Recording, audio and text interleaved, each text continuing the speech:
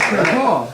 Well, Melissa's a pretty hard act to follow. Because, you know, Dude, you did she great. and Andrew always bring paraphernalia and singing bowls and cool stuff. And I thought, Wait, well, paraphernalia, rock paraphernalia, baby?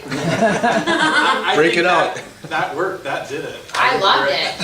well, this is an authentic flute from my wife Helen and I just got to go on a vacation. We rented an RV and went out to Colorado, which incidentally is a hotbed for Ubuntu people. And this is a dude by the name of Kokopelli, and he is a fertility god, evidently. He's a little bit of a mystery. He shows up and plays his flute, and he's a spirit, and he plays his flute, and you see him all over the place. And here he is on a cave wall, in a hieroglyph, a petroglyph, whatever you call him, and he's the fertility god, and there's evidently no music for these things. You just are supposed to come to it and play from the heart, which I was like floored. I was thrilled with it, and I thought, well, I want to get this instrument, but then, do you have any music? No, there's no music. Oh, I thought you were reading that. That's what I thought No. too. No, I was just playing it. So, anyway, that's the flute. Hey, you raised the vibration. So, and this is where they lived. This is actually a place in Colorado that we stopped at. It's called the Manitou Springs Cave Dwellings. And oh, by the way, notice the shirt. Yeah. You are beautiful, yeah. You are beautiful. You are powerful. You are powerful. You are free. Anyway, these cave dwellings were like from. I'm not sure if they really know for sure 500 AD or 1 AD or maybe BC. But these cave dwellings are right in Colorado Springs. Anybody can go see them, and it's authentic. It's outstanding, and we were inspired by all this. And I would say, oh shoot, I didn't bring it up here. Anyway, I got a few postcards. This is just a picture of one of the postcards. And what I noticed about it was that this was the way the United States was populated 500 years ago. All these tribes were all over the place, and we have Columbus Day, and we all talk about how 1492 he sailed the ocean blue and whatever that started. There was nobody here. It's the new land. Let's just move in. No, look at this. Are you kidding me? This place was populated, and so I really kind of started getting more into it, and I've been over the past month now kind of studying who were these people, and what did they have to say. This is one of my favorites, and you guys probably know if you've gotten an email from me. Usually there's a quote at the bottom. This is Sitting Bull. He lived from 1831 to 1890, and he was actually finally killed by the police at Standing Rock Indian Reservation, which I found that kind of interesting. He said that, a lot of interesting quotes from this guy, but he said, "Inside of me there are two dogs. One is evil and the other is good, and they fight each other all the time. When asked which one wins, I answer, the one I feed the most." This is a guy who, John Fire Lame Deer, had a really rough life growing up as an Indian on reservations, mostly in South Dakota. And I thought this was one of the most insightful quotes I'd heard for a long time. You sent that to me just the other day, didn't you? Yeah, I love this quote. "Before our white brothers arrived to make us civilized men, we didn't have any kind of prison. Because of this, we didn't have any delinquents. Without a prison, there can be no delinquents. We had no locks nor keys, therefore among us there were no thieves. When someone was so poor that he couldn't afford a horse, a tent, or a blanket, he would, in that case, receive it all as a gift. We were too uncivilized to give great importance to private property. We didn't know any kind of money, and consequently, the value of a human being was not determined by his wealth. We had no written laws laid down, no lawyers, no politicians. Therefore, we're not able to cheat and swindle one another. We were really in bad shape before the white man arrived. I don't know how to explain how we were able to manage without these fundamental things that, so they tell us, are so necessary for a civilized society.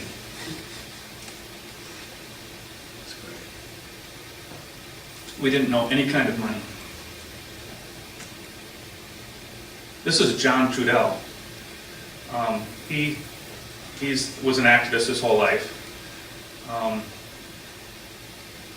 I believe it was sometime in the 70s, I can't remember exactly. His wife and 3 children and mother-in-law were killed and the house was burnt down. And he remained activist the rest of his life. And he started I don't think he started it, but there was an American Indian movement in Minneapolis back in the 70s. Just one quote from him. He's highly quotable. The only thing that has always bothered me about revolution, every time I've seen revolutionaries, they have reacted out of some hatred for the oppressor. We must do this for the love of our people. We must never react out of hatred against those who have no sense. So there's wisdom that comes from the ancients. And I believe that wisdom, some of this wisdom can be applied today. So my trip, that was part of my trip in Colorado, getting to appreciate the Native Americans, indigenous people. I also had, where I was planning to meet up with Rebecca, and unfortunately we had a breakdown in our van, so we were sitting at the place getting it fixed, and Rebecca was unable to go there because it was pretty far away, but she got a hold of Nicola, and Nicola came down and joined us right there at the place where we were at the mechanics, and we walked down and had some lunch together, and it was great to see her. She has a real inspirational group of people that get together, and they're making a difference in I forgot the name of her town. Anyway, it's outside of Colorado Springs. And then we went to we got our van fixed, and we drove all through the mountains, had a great time. I could show you a bunch of pictures about that. I forgot to put them in here, but then we also went to Walsenburg, and we met up with Josh and Brian. And they had just installed, they had a project out there where they had installed a greenhouse. And Rebecca had secured the greenhouse for them. It was free. All they needed was the labor to tear it down and bring it to Walsenburg, and then they installed it. And so they've installed it right next to the high school, where they're bringing high school kids out to teach them how to garden and use this greenhouse. And I just thought that was a really good way to recycle. It was really the front end of a fast food restaurant, I think is what it was. And then we met up with Brian, who he's busy. Walsenburg is sort of like a homegrown one small town, and Brian is busy teaching people how to grow food, raise food, and then cook it.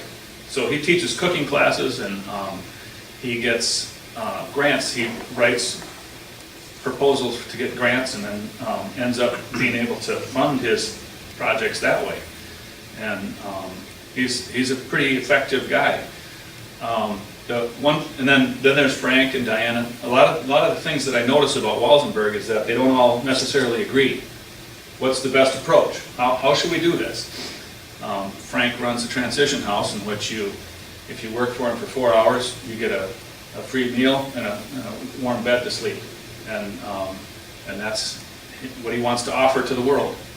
And it doesn't necessarily, I don't know how well it's progressing, becoming self-sustaining. I think he ends up having a lot of transient people that come and go,